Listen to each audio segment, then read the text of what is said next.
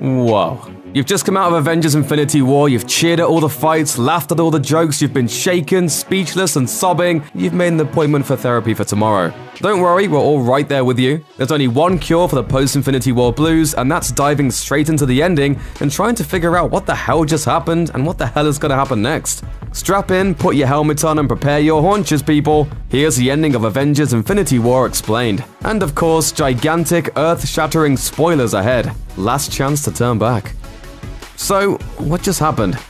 Thanos won, can you believe it? The bad guy beat the good guys and it's totally mind-blowing because that kinda never happens. But it did this time and it was just about perfect. Thanos managed to assemble all 6 of the Infinity Stones, sacrificing his own adopted daughter in the process. Snapped his fingers and poof, game over, man. Of course, fans of the comics and MCU followers probably knew going into the movie that there was a good chance Thanos would be victorious before the final credits rolled. Longtime comic book readers have the image of Thanos snapping his fingers with a fully powered Infinity Gauntlet on his hand burned into their brains. So it only makes sense that one of the most iconic moments in all of Marvel Comics history would show up in this film.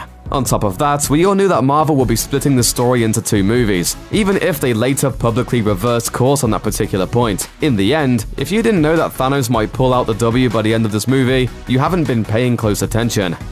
Body count. When it comes to writing about comic book movies, it's pretty fun to try and predict who will live and who will die when the next big flick hits the theaters. In fact, making these kinds of predictions is basically how some YouTube channels go about building their whole business. Wink wink. But even still, no one could have predicted just how many hugely important superheroic characters would go off to that big comic book store in the sky by the end of Infinity War. For those keeping score at home, we lost Bucky, Black Panther, Scarlet Witch, Falcon, Drax, Doctor Strange, Spider-Man, Star-Lord, Mantis, Groot, Nick Fury, and Maria Hill. And those are just the characters we saw dissolve after Thanos pulled his big trick. It was a lot, and that's not even a complete list of all the dead people. Right off the bat, Heimdall and Loki died at Thanos' hands, while Gamora and Vision went down for the count as well. After 10 years and 18 movies, the Marvel Cinematic Universe built up a huge roster of memorable and important characters. While it goes without saying that the vast majority of these dead people will not stay dead by the time the 4th Avengers movie debuts, it's hard not to feel the loss of so many characters we've gotten to know over the years. Where did Thanos talk to Gamora?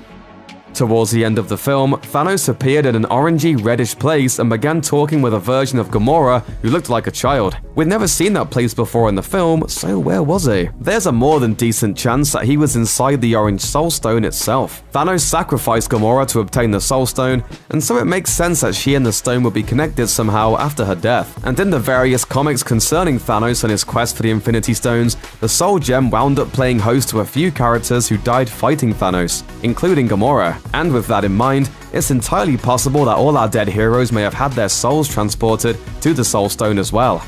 Doctor Strange's prescription for victory. Early on, Doctor Strange told Iron Man that if it came down to possibly saving him or protecting the Time Stone, he'd choose the stone. Then, around the midpoint of the film, Doctor Strange used the Eye of Agamotto to explore over 14 million possible battles against Thanos, looking for the path to victory. In all of those possible futures, he only saw one where the good guys came out on top. It sure sounded dire. But when Thanos threatened to kill Iron Man on Titan, Doctor Strange offered the Time Stone to save Tony Stark's life. When Iron Man called him out on it later, he said it was the only way. Say what? Well, it all makes sense if you think about it. Doctor Strange has some experience using his time powers to cheat his way out of some bad situations. Dormammu! I've come to bargain! Dormammu! Dormammu! Dormammu! This time around, he took a peek at the script for the next Avengers movie and realized that it was important that Iron Man live to the end. Important enough that he gave up the Time Stone to make sure it happens. And considering that Iron Man is the one who kicked off this whole crazy Marvel Cinematic Universe in the first place, it only makes sense that it'd be pretty necessary to finishing things off over a decade later. Nebula's revenge. Among the movie's survivors was Thanos' least favorite daughter, Nebula. She managed to make it to the end of the movie despite being literally dissected earlier in the film. So why would a scrub like Nebula be alive while so many fan-favorite characters got turned to dust? As with so many things, the answer lies in the comics. In the Infinity Gauntlet comic book storyline, Nebula spent a lot of time shambling around as a creepy zombie lady, a victim of Thanos' power. But at one point in the story, Thanos was distracted by an encounter with Eternity, a cosmic being that represented the universe itself. That's when Nebula grabbed his fancy glove for herself, and contributed to his eventual undoing. Don't be surprised if the MCU version of Nebula winds up fulfilling a similar role in the next Avengers movie too. Paging Captain Marvel. In the movie's one post-credit scene, we saw the long-awaited return of Nick Fury and Maria Hill trying to get in touch with somebody. Given that we'd spent a full movie not seeing Hawkeye shooting arrows at anybody, it seemed like a foregone conclusion that he was the guy Fury was trying to reach. But as it turned out, he was actually trying to get in touch with Captain Marvel. Fans of the Marvel Cinematic Universe know that Brie Larson is all set to debut as the MCU's first female-fronted superhero movie in March 2019.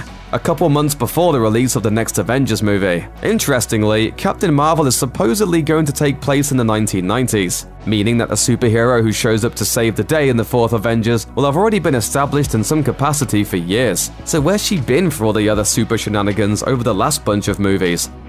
About Hawkeye.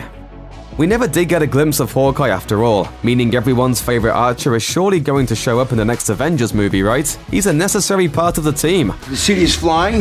We're fighting an army of robots. And I have a bow and arrow. None of this makes sense. Okay, maybe he's not that necessary, but still, every hero helps, right? Is his family okay in the aftermath of Thanos' dirty deeds? Could he possibly be looking to avenge them? And everyone else on Earth, perhaps? If we can't protect the Earth, you can be damn well sure we'll avenge it. Thanks for watching. Click the Looper icon to subscribe to our YouTube channel. Plus, check out all this cool stuff we know you'll love too.